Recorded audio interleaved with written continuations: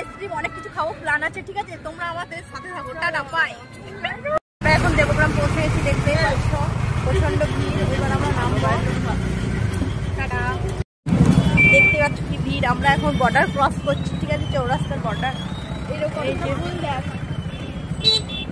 কত ফুল। ফটো রয়েছে, দেখে আসি রে ওইদিকে।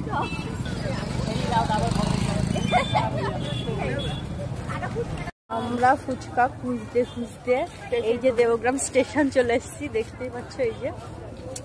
কিন্তু এখানে একটা ফুচকা পেলাম, কিন্তু যেটা মনে হচ্ছে আমরা খেতে পারবো না। তো আমি আর পল্ল এসেছি, ঠিক আছে? আর মামনকে আর পল্লর বরকে ওইদিকে দাঁড় করে দিয়ে এসেছি।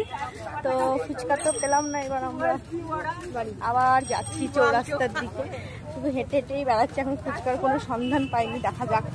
গাইস ভীষণ মেঘ লেগেছে, এই যে দেখতে পাচ্ছ দেবগ্রামের আকাশটা কেমন ভালো মিশমিশে হয়ে গেছে, ঠিক আছে? তো ফুচকা তো আমরা পেলাম না।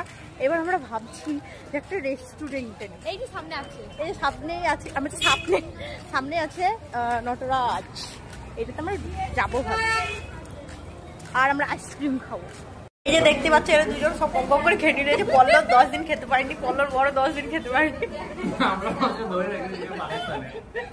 ওদেরকে পাকিস্তানে ধরে রেখে দিয়েছিল, কদিন আগে ছাড়া পেলো।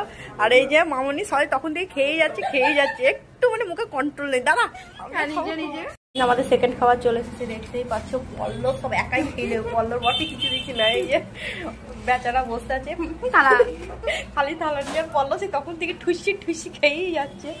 আর এই যে আমার, এই যে মামনের, এই যে আমরা এখন লাস্ট ফিনিশিং আইসক্রিম দিয়ে শেষ করছি, দেখতেই পাচ্ছ।